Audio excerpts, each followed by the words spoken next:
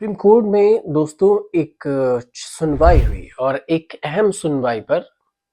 सरकार को ही फटकार लगा दी। उसमें भी आईएएस आईएफएस अधिकारियों को, भारतीय प्रशासनिक सेवा आईएएस और भारतीय पुलिस सेवा आईपीएस और भारतीय वन सेवा आईएफएस के बारे में विस्तार से सुप्रीम कोर्ट में बातचीत हुई और अदालत ने सुनवाई में आईएएस आईपीएस और आईएफएस के अधिकारियों के बीच में चल रही अहंकार की लड़ाई का जिक्र भी किया कि इन तीनों में अहंकार है, ईगो है। जस्टिस बी आर गवई और जस्टिस ऑगस्टिन जॉर्ज मसीह की पीठ इस मामले की सुनवाई कर रहे थे। दोनों जजों की पीठ ने इस बात पर कहा कि आईएएस अधिकारी हमेशा आईपीएस और आईएफएस अधिकारी पर अपना वर्चस्व दिखाने की कोशिश करते हैं, मतलब ज्यादा रोब जमाते हैं।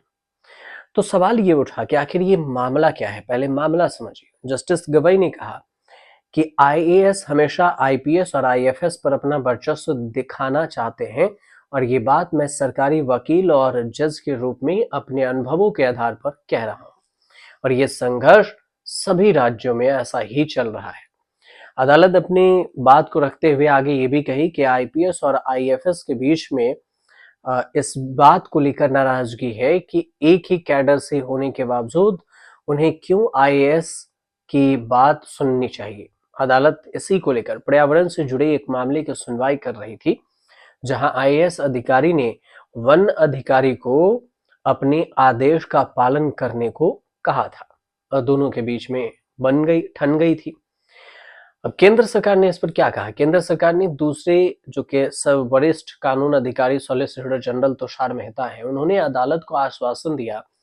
कि वह अधिकारियों के बीच इस तरह के आंतरिक संघर्षों को सुलझाने का प्रयास करेंगे। अब यहां से आगे मामला क्या रुख अख्तियार करता है, इस पर सभी की नजरें होंगी, लेकिन कोर्ट में जिस बात का जिक्र हुआ उसकी चर्चा खूब हो रही है। जस्टिस बी आर गवई और जस्टिस ऑगस्टिन जॉर्ज मसीह की पीठ ने कहा कि हमारे अनुभव के आधार पर यह बात सामने आई है कि आईएएस अधिकारी आईएफएस और आईपीएस दोनों अधिकारियों को अपना वर्चस्व ज्यादातर दिखाते रहते हैं। जस्टिस गवई अपने बयान दे रहे थे और सुनवाई के दौरान कहा कि मेरे बतौर सरकारी वकील से मैंने 3 साल का अनुभव ये देखा है और जज के 22 साल के अनुभव के आधार पर मैं ये अब कह सकता हूं कि आईएएस अधिकारी अपनी मनमर्जी के हिसाब से आईएफएस और वन विभाग के जो आईपीएस है उनके तुलना में अपने आप को ज्यादा बड़े समझते हैं, सीनियर लेवल के समझते हैं, जबकि ऐसा नहीं है। और इसमें काफी असंतोष भी देखा गया है क्योंकि उन्हें लगता है कि वे सभी लोग एक ही कैडर से हैं,